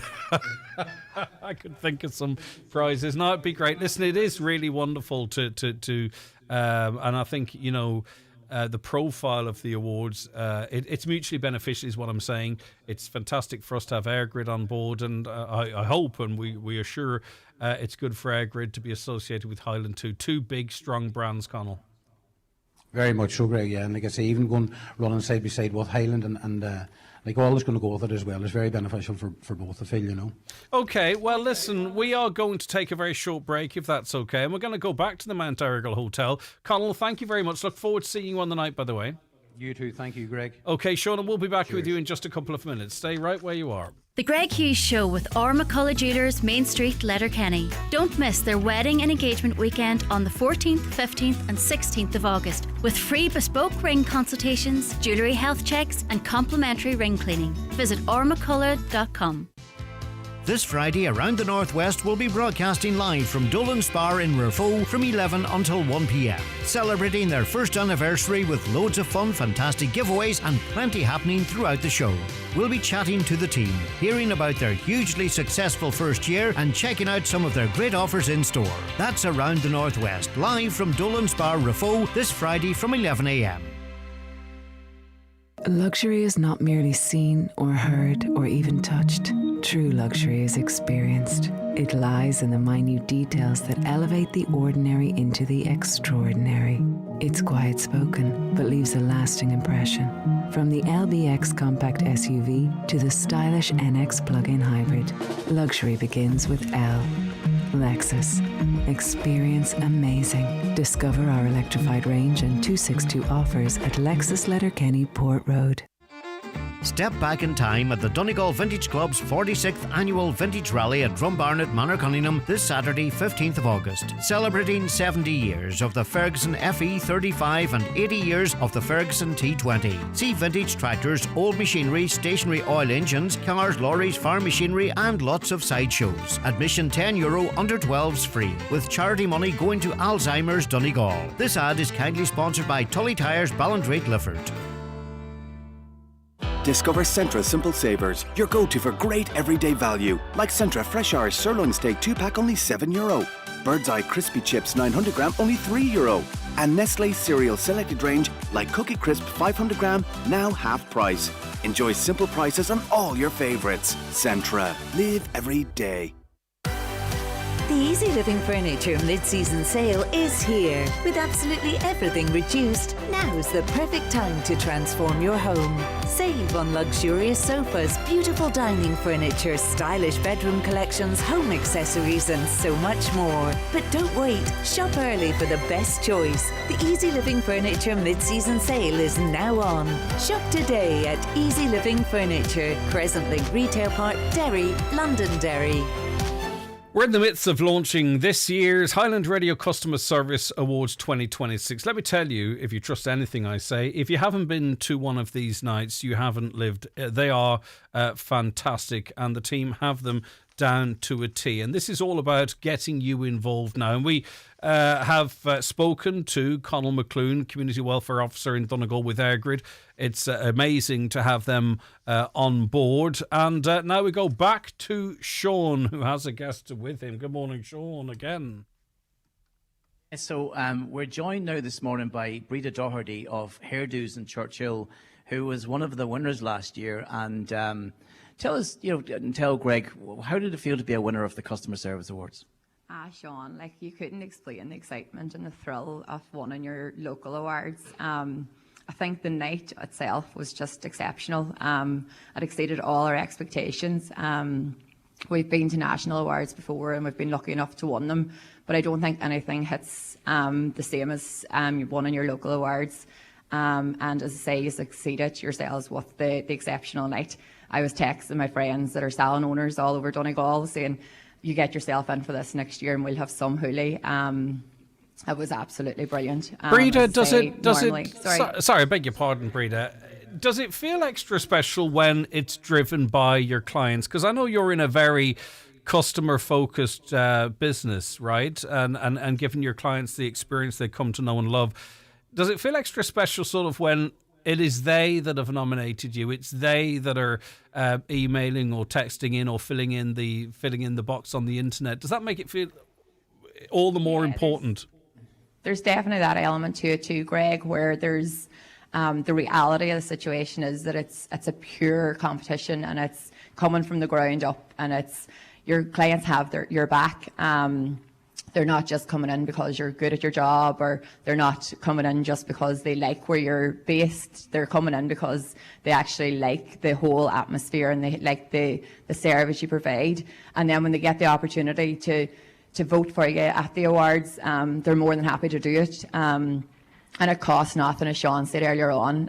Give your local business, give your favourite business that nomination. I'm sure Highland Radio gets a real thrill out of it when they see all them nominations coming through, as does the salon owners or the business owners that are actually lucky enough to win the awards. Yeah, and it's the variety of the categories, the size of the businesses from very small business, medium size to large business, and it's done in a way where it is a perfect level playing field. And who's to say that you don't retain the title? Maybe you still are the top salon in the county in terms of customer service awards. 2 in a row sounds good, maybe. 2 in a row sounds brilliant, and I'll tell you what an award does. It actually drives you on to become better, because I think there's an expectation from, in particular, new clients that come because you won the award. to provide a better, higher service than you ever did. So yeah, I would love to win 2 years in a row. I would love to be nominated. After being on there last year, I said to the girls halfway through, the priority for us is getting back into this room next year because the atmosphere was electric and we absolutely loved it, and it was an absolute bonus to win it. It felt really brilliant, Greg. I must say, there's nothing to beat your local awards and your local radio station for the publicity, and just anybody that's anyone should definitely get their nominations in for their local businesses and just give them a fair shot at it. Yeah, then that's the key, get them nominated, because in this day and age, and it's understandable, there's lots of draws on you, and maybe it's donating to this. So this is something actually you can do. It's free, and it can have a real positive impact. And as I say, it gives people the recognition they deserve. And Sean, I suppose we should start really opening up the conversation, should we, onto the range of categories, and really sort of talk about, it is about customer service, but sometimes, paint more of a detailed picture for us in terms of, who it's open to, etc. Yeah, so our categories we've got retail, with house and home, hair and beauty, and motor, along with lifestyle. So the great thing about these awards, Greg, you mentioned about being small businesses, large business, it's right across the county. And we saw that last year. We had people from right across. There's people from as far as Ballyshannon, way up to Mallinhead, who congregated into a room in the Mount Errigal, and who sat and who actually networked with each other and got to know each other, who'd never ever would have a chance to meet these people. So it's wide and varied. All the details are on our website, and we also want to recognise this morning the sponsors of each category. So this year we have iMotors, we have Hickey, Craic and Langan, we have Tata Consultancy, and we also have two new sponsors, and we welcome them along. It's Gibson and Associates, and also the City of Derry Airport. So we're delighted to have them on board. They don't know what's ahead of them, because it's going to be an absolute blast on the 27th of September. But in the meantime, the message is it's open. Let's go and vote for your favourite business, and let's make this a night to remember. And hopefully we have multiple dual winners who retain their title. That was one of the best plugs I ever heard there, I have to say. Yeah, well, it's a busy day in the salon on a Thursday, isn't it? It's the new Saturday. Right, so also, exactly, but also to what you can do. And I really encourage businesses to do this. You can go onto our website right now, and you can download a Nominate Us poster. So you simply click on the download on Nominate poster and stick it up on your window or what have you if you don't want to ask people directly.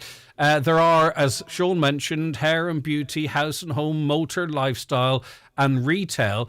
But for an example, in terms of retail, there are lots of subcategories. So convenience store, online retailer, menswear retailer, ladies retailer. So really what I'm saying to you is if you're listening today, or indeed if you're the business or the customer, that business offers customer service, it engages with customers, then you will find a subcategory in house and home furnishing, tradesperson of the year. So in other words, you can have a big kitchen supplier, but you could also have someone that fits your guttering and your soffit. In other words, what I'm trying to say to you is that the categories under the subheadings are broad. And in hair and beauty, the hair salon of the year, as we've been hearing, barber of the year, lash and brow technician, makeup artist of the year, nails, etc. So really, Sean, the point I'm saying is the headline categories are there, but there's such a broad array of categories under. Everyone can get nominated. Yeah, that's the beauty of it, Greg, because it's not in general, it's right across the board. And as I said, it gives that small little business in a little village the opportunity, as big an opportunity as anybody else, whether on the high street in Ballybofey or on the high street in Letterkenny. You can be here in the room. If you're a customer of a business that looks after you on a weekly basis, a daily basis, or occasionally, but they go above and beyond.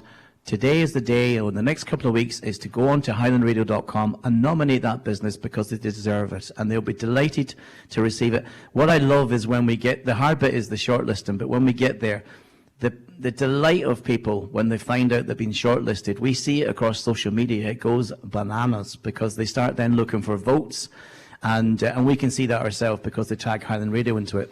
Yeah. So today is an important day. It's an opportunity for every business out there to get involved, your customers to get involved, that we can bring as many. We're limited. I will say that right now. We're 550 seats is the maximum we can get. Probably could sell a lot more, Greg, if I'm honest, but 550 is the capacity. So we will look after as many people as we can, and every shortlist business will be in the room on that evening on the 27th. Yeah, and the reality too is that, you know, we're going to have hundreds, if not thousands, of business nominated, and that is whittled down to a select few who are winners on the night, and that gives it its prestige. But as Sean quite rightly said, every business that's nominated is a winner. Everyone that gets into the room is a winner, and of course the overall winners there are the businesses on the night. It's a short window. People have until August 28th, which is remarkably only about 15 days away. So the nomination process is open now. Go to the website, you'll see it, and get cracking. I think, Sean, get nominating your business, get calling out for your nominations. Do it early. Don't forget to do it. And some people do it twice. Yes, they do indeed. They do. Breeder, have you thought far enough ahead yet as to who you might wear on the night? No, absolutely not, Greg. I am not counting my chickens before they're hatched in this one. I'll be delighted to be inside that door, and I'll worry about what I'm going to wear at a later stage. Sean, what about you then? I don't want to. My stylist is working on it as we speak here, so yeah, absolutely. I always work in advance, Greg, you know that. Well, they won't have that done by the 28th of August. Thank God the awards night's not till the 27th of September. It's only short trousers, I'll be all right. Right, okay. So listen, there's two important dates. All nominations have to be made by Friday the 28th of August. It's a very quick turnaround then. We throw it open to the public vote. That is weighed by independent judges too. Sean, they're on board again this year? Yeah, we will have, yes, Greg, and that's an important part of it as well, because now what we do is we split the public vote and the judges vote. So there's a percentage of goes from the judge and also the public as well. So I think that's very important. It's a very fair and balanced way of doing it. And it's amazing how and just how to put people into exactly. And it's just I want everyone to because the thing about this was about fairness and so you can have a company that has a massive social media following versus a company that is equally as good at customer service that might not necessarily but possibly should have the same footprint, and the awards are designed whereby, you know, we see a great variety of winners, and they're always the best on the night, Sean, if that makes sense. It does, and I think the thing we love about it is independent, it's non-biased, it's not a Highland Radio decision. We actually have nothing to do with it. All we do is we build the template for people to be able to vote, and the rest is down to the general public and the judges. And I think that's what makes it so special on the evening as well, is that it's the people out there, and the addition of the voting has definitely made a big difference to the actual awards. And I'm glad we did it.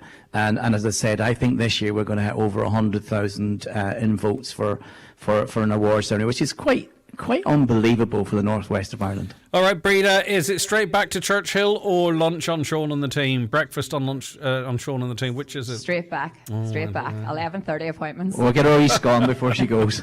Go on, we'll let you get Greg. back. Thanks so much, Breeder, and congratulations on winning last year. Get onto the website now, Sean. That's the message. That's the message, highlandradio.com, and get voting or nominating. Thanks a million, Greg. All right, have a good day. We'll be back with Business News and Chris Sashmore after these. The Greg Hughes Show is proudly sponsored by Ormacolla Jewelers, Letterkenny. Planning to pop the question? Visit their wedding and engagement weekend, 14th to the 16th of August, for bespoke ring design consultations, free jewellery health checks, and complimentary ring cleaning. Ormacolla.com. Summer might be ending, but the savings are only getting started at iMotors. Join us for our big end of summer used car sale from August 24th to 29th and discover our fantastic range of quality used cars at unbeatable prices. Buy any used car during the event and you'll get the chance to spin the wheel and win up to €1,500 off your purchase. Whether you're upgrading, downsizing or buying your first car, there's never been a better time to visit iMotors. Visit our Drumkeen showroom to find your perfect used car and take your chance at the wheel. iMotors, fearless generation. At Atlantic Travel, Letterkenny, award-winning travel experts. Sail the Sicilian coastline, dive the Maldives, tour Riocan and Tuscan vineyards, stroll the shores of Lake Garda or the streets of Santorini. Indulge the senses, savor new flavors, embrace warm welcomes, smiling faces and balmy sunsets. Escape with atlantictravel.ie. Book today.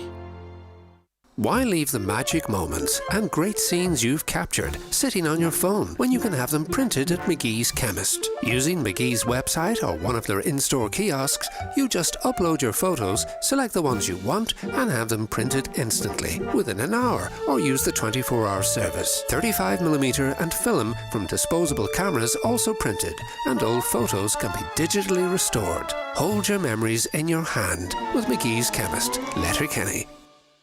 This is an arrow. And this is the sound of its minty bubbles. Conjuring melt in your mouth. Pure, bubbly joy. Melt into the moment with Aero's delicious peppermint bubbles. Aero, feel the bubbles melt. Join Marty Friel every Friday night from 8 for Rockin' Hits on Highland Radio with the Brewery Bar and Restaurant, Market Square, Letterkenny, where you can enjoy early bird dining, Friday steak night, weekend brunch, plus live music and sport. Book now at thebrewerybar.ie. Highland Radio weather updates with McElhenney's. Get back to school sorted with our collection of school uniforms, shoes and accessories. Visit our kids department in-store or discover our back to school shop online at mcelhenneys.com. Yeah, so there's a risk of showers and indeed thunderstorms across the northwest today. Whether you see them or not, of course, dependent on where you are. But there is that risk. But there'll also be some hill and coastal fog and mist later. Temperatures today around 20 degrees.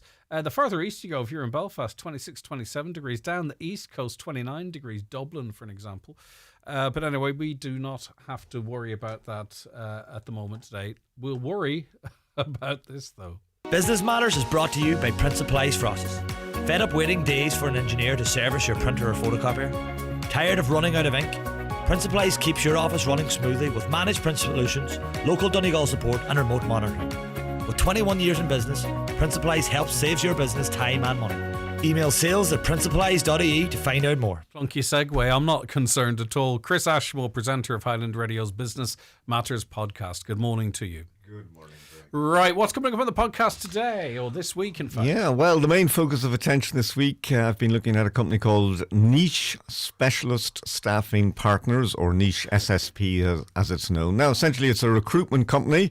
They're based here in Donegal, but they specialise in the recruitment of people in the United States in what they call the pre-construction sector. Now, and is it for people to work within the United States? Yes, wow. Very much so. So you've got a Donegal-based business working with industry in America and connecting hirers with hirees. Exactly. Wow, now, it's in America they call them estimators. We'd refer to them really as quantity surveyors. So the construction sector. Now they have Gareth McGlynn from Inch Island. He runs a company co-founded with Ciara, his wife from Derry. They've built it up over the years. Now, they've got a very specialist market here, hence the name Niche comes into play. They deal with the top 10% of big construction firms and people who are relocating big projects. So, as he told me, like, for example, we hear a lot about data centers at the moment. So if you were building a data center, millions and millions of dollars, the people who are putting the figures together to see how much it's going to cost, it's such a big role.